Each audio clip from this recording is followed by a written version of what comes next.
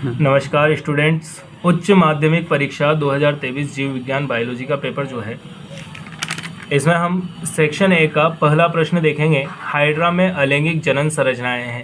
तो हाइड्रा में अलैंगिक जनन संरचना होती है हमारे कलिका। कलिका जो है वह एक उभार के रूप में उत्पन्न होती है और उससे नया जीव विकसित हो जाता है। इसके बाद हम दूसरा प्रश्न देखेंगे। यौन संचरित रोग का उदाहरण नहीं है। इसमें ध्यान देने योग्य बात यह है कि इसने पूछा है कि कौन सा ऐसा रोग है जो उदाहरण नहीं है किसका, यौन संचरित रोग का। तो इसमें हमारे आ जाएगा कैंसर। कैंसर जो है ये यौन के द्वारा नहीं फैलता है। इसके बाद हम देखेंगे तीसरा प्रश्न है, अनुवांशिक कूट जो मिथियोनिन का कूट लेखन करता है।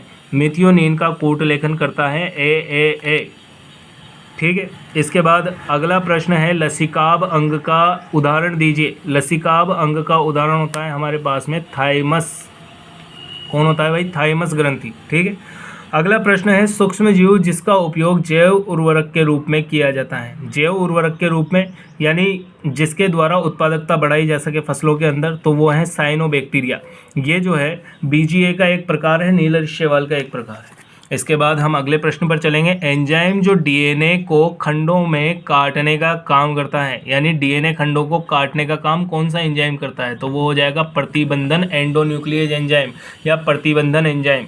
ठीक है। इसके बाद हम देखेंगे, देखो इंग्लिश में पढ़ के आप आसानी से उत्तर दे सकते थे इसका। अगला प्रश्न है, कौन सा प्रोटीन जीन क्राई मक्का छेदक को नियंत्रित करता है? तो इसका उत्तर हमारा हो जाएगा 1AB या फर्स्ट AB।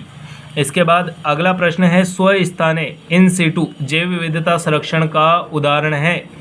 तो हमें स्वस्थाने का उदाहरण देना है। इसका उत्तर हमारा हो जाएगा वन्यजीव अभ्यारण्य। वन्यजीव अभ्यारण्य क्यों? क्योंकि जंतु उद्यान जो है उसमें दूसरे स्थान पर ले जाकर जंतुओं का संरक्षण किया जाता है। वनस्पति उद्यान इसमें भी इसी प्रकार से होता है, लेकिन वन्यजीव अभ्यारण्य में उसी स्थान पर रखकर जीवों का संरक्षण किया जाता है।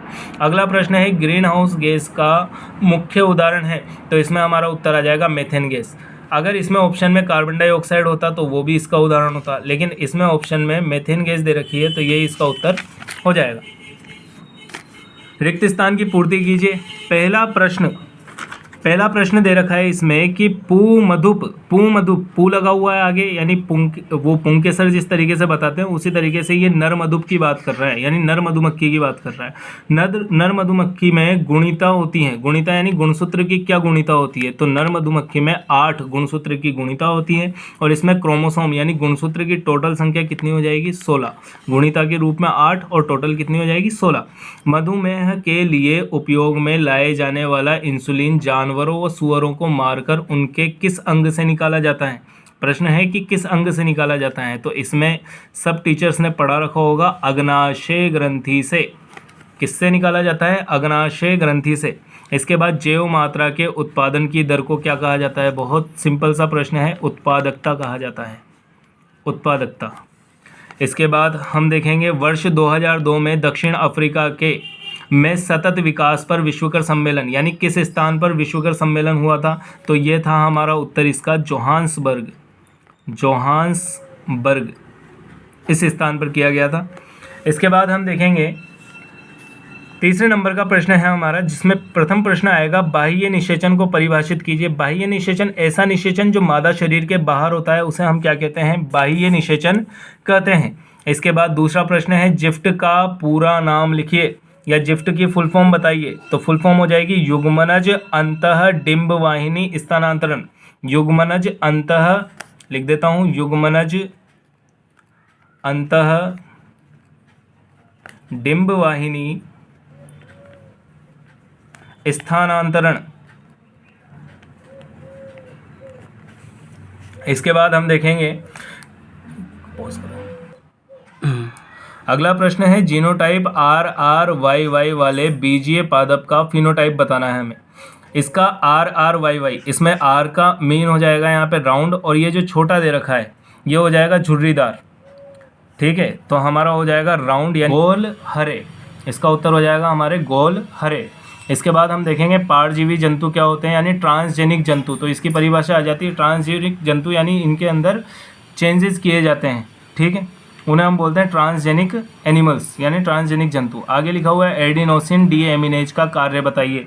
एडिनोसिन डीएमिनेज का कार्य बताइए।